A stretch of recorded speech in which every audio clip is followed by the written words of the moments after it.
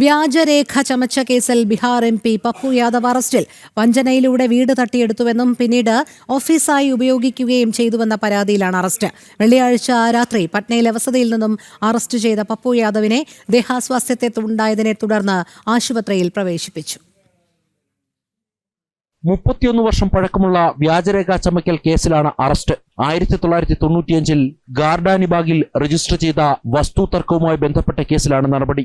തന്റെ വീട് വഞ്ചനാപരമായി വാടകയ്ക്കെടുത്ത് MP ഓഫീസാക്കി മാറ്റിയെന്ന വിനോദ് ബിഹാരി ലാൽ എന്ന വ്യക്തിയുടെ പരാതിയിലാണ് പോലീസ് കേസെടുത്തിരിക്കുന്നത്. കഴിഞ്ഞ ദിവസം രാത്രിയിൽ പട്നയിലെ വസതിയിൽ വെച്ചാണ് പപ്പു യാദവിനെ അറസ്റ്റ് ചെയ്തത്. MP MLA കോടതിയാണ് വാറണ്ട് പുറപ്പെടുവിച്ചത്.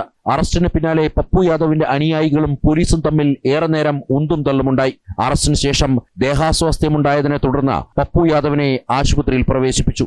2024 ലോക്സഭാ തെരഞ്ഞെടുപ്പിൽ പൂർണിയ നിയോജക മണ്ഡലത്തിൽ നിന്നാണ് സ്വതന്ത്ര സ്ഥാനാർത്ഥിയായി പപ്പു യാദവ് വിജയിച്ചത്. നിരവധി തവണ ആവശ്യപ്പെട്ടിട്ടും കോടതിയിൽ വിചാരണയ്ക്ക് ഹാജരാകാത്തതിനെ തുടർന്നാണ് അറസ്റ്റ് ചെയ്തതെന്ന് പോലീസ് വ്യക്തമാക്കി. പാർലമെന്റ് സമ്മേളനത്തിൽ പങ്കെടുത്ത് ഡൽഹിയിൽ നിന്നും മടങ്ങിയതിന് തൊട്ടു പിന്നാലെയാണ് പോലീസ് നടപടി. ജനം, ഡൽഹി.